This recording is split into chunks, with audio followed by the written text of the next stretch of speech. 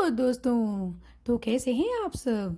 आशा करते हो कि आप सब सकुशल और बड़े मजे में होंगे।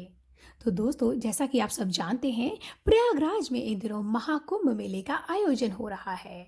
वैसे तो इसका इतिहास मैं आपको पहले ही बता चुकी हूँ कि ये 144 वर्षों में होने वाला एक भव्य महासंगम है, जो कि सभी हिंदू सनातन युग के लिए प्रमुख स्थान रखता है। तो दोस्तों, यदि आप भी आ रहे हैं इस महापर्व में सम्मिलित होने, तो प्रयागराज में स्थित इन सभी मंदिरों और स्थानों के दर्शन भी अवश्य करें। इन स्थानों में सबसे पहले नंबर पर आता है त्रिवेणी घाट, जो कि पवित्र गंगा, यमुना और अदृश्य सरस्वती का संगम स्थल है।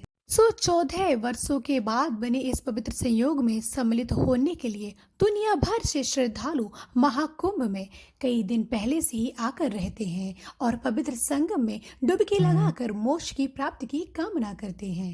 इसके बाद नंबर आता है हनुमान जी के प्रसिद्ध लेटे हुए हनुमान जी मंदिर।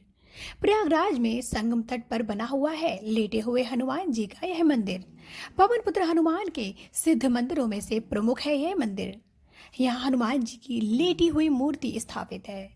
ऐसा माना जाता है कि लंका पर जीत के बाद हनुमान जी अपनी थकान मिटाने के लिए सीता माता के द्वारा बताए गए संगम तट पर विश्राम के लिए यहाँ पर लेट गए थे।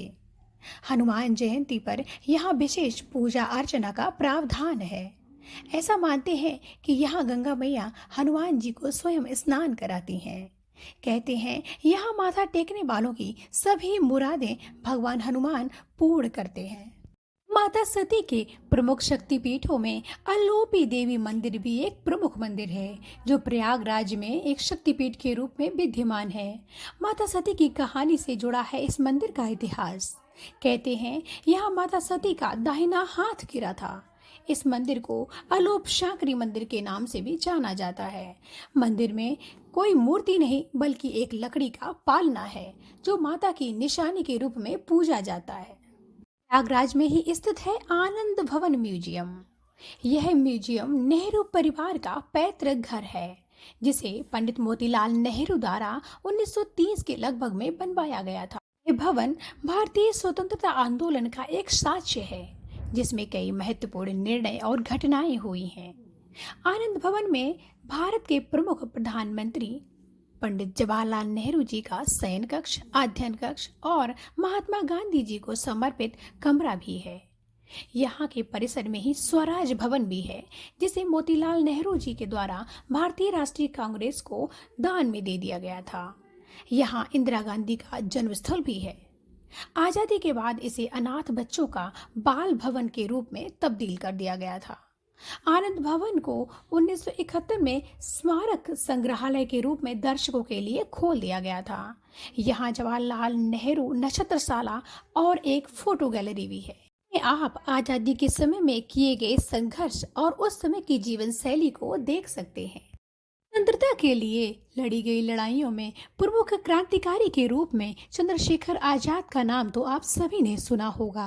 प्रयागराज में इन्हीं के नाम से प्रसिद्ध है एक पार्क भी, जिसका पहले नाम अल्फ्रेड पार्क था और कंपनी राज के दौरान जिसका नाम कंपनी बाग के नाम से भी जाना जाता था। ललिता देवी मंदिर प्रयागराज शहर के दक्षिण दिशा में यमुना नदी के समीप देवी सती का प्राचीन मंदिर। देवी सती के हस्तांगुल यहाँ गिरने के कारण यह स्थान एक शक्तिपीठ के रूप में प्रसिद्ध हुआ।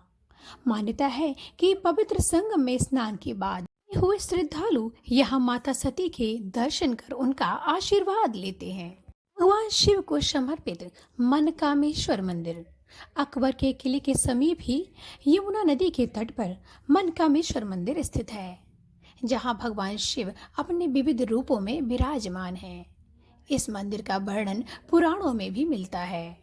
साल भर यहाँ शिव भक्त प्रभु की भक्ति भाव से वंदना करने और जलाभिषेक कर कर प्रभु को प्रसन्न करने आते रहते हैं।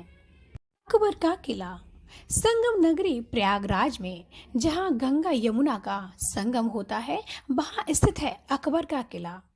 भारतीय इतिहास, संस्कृति और वास्तुकला का अद्वितीय प्रतीक है यह किला। 1575 ईस्वी में अकबर द्वारा बनवाया गया था यह किला। अपनी शानदार निर्माण शैली, धार्मिक महत्व और सम्राट अकबर के गौरवपूर्ण दिनों को दर्शाता है यह किला। आज भी यह किला इतिहास के प्रेमियों और पर्यटकों के आकर्षण का प्रमुख केंद्र है।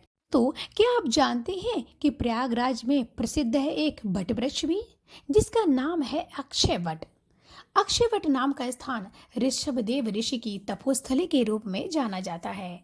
यह स्थान संगम तट के निकट ही स्थित है। इस वृक्ष का अस्तित्व सृष्टि के आरंभ से ही माना जाता है। इसी कारण इसे अक्षयवट कहा जाता है, अर्थात जिसका नाम है कभी भी क्षय ना होने वाला। इस पेड़ की पत्तियां एक दिन में लगभग मंदिर से गंगा नदी के दाहिने किनारे पर बसा हुआ 4 मंजिला मंदिर दोस्तों जो आज में ही शंकराचार्य शैली में बना हुआ है। श्री आदि शंकर इसकी वास्तुकला दक्षिण भारतीय द्रविड़ विमान शैली है। यह मंदिर श्री कांची कामकोटि पीठ ने 1986 में बनवाया था। इसकी पहली मंजिल पर आदि गुरु शंकराचार्य की मूर्तियां हैं और अगली मंजिल पर देवी कामाक्षी की 51 शक्तिपीठों की मूर्तियां बनी हुई हैं। मंदिर की तीसरी मंजिल पर तिरुपति बालाजी श्री वेंकटेश्वर महाराज विद्यमान है और इसके सबसे ऊपर के तल पर सहस्त्र योग लिंग है। लिंग के चारों ओर 108 शिवलिंग विद्यमान है। यह मंदिर हिंदू धर्म की तीनों परंपराओं को मानने वाले शैव, शाक्त और वैष्णवों की मिश्रित परंपरा का एक अनूठा स्थापत्य उदाहरण है। यह मंदिर सभी दिन खुलता है, जो सुबह 6 बजे से दोपहर के 1 बजे तक और शाम को 4 बजे से 8 बजे तक ओपन रहता है। आदि गुरु शंकराचार्य के मंदिर के बाद नंबर आता है अशोक स्तंभ का। दोस्तों इलाहाबाद विश्वविद्यालय के प्राचीन इतिहास विभाग के पूर्व अध्यक्ष बताते हैं कि प्रयागराज में ऐतिहासिक दृष्टि से सबसे महत्वपूर्ण तो है अशोक का स्तंभ। यह स्तंभ एक बेलनाकार 30 फीट लंबा और 493 कुंटल वजन का है। पहले यह स्तंभ सम्राट अशोक की आज्ञा से कौशाम्बी में खड़ा किया गया था। इतिहासकार बताते हैं कि फिरोज शाह इसे अपने साथ कौशाम्बी से इलाहाबाद लेकर गया था। पूर्व काल में इसे भीम का गदा भी कहा जाता था, लेकिन जब जेम्स प्रिसेप ने इसके अभिलेखों को पढ़ा तो उसे अशोक के काल से जोड़कर अशोक का स्तंभ बताया गया। दोस्तों यह था प्रयागराज में स्थित सभी तीर्थ स्थलों के बारे में एक छोटा सा वीडियो। मेरी ये कोशिश आपको कैसी लगी कृपया अपने कमेंट्स में जरूर बताइएगा। तो मिलते हैं ऐसे ही किसी अगली वीडियो में, तब तक के लिए बाय बाय।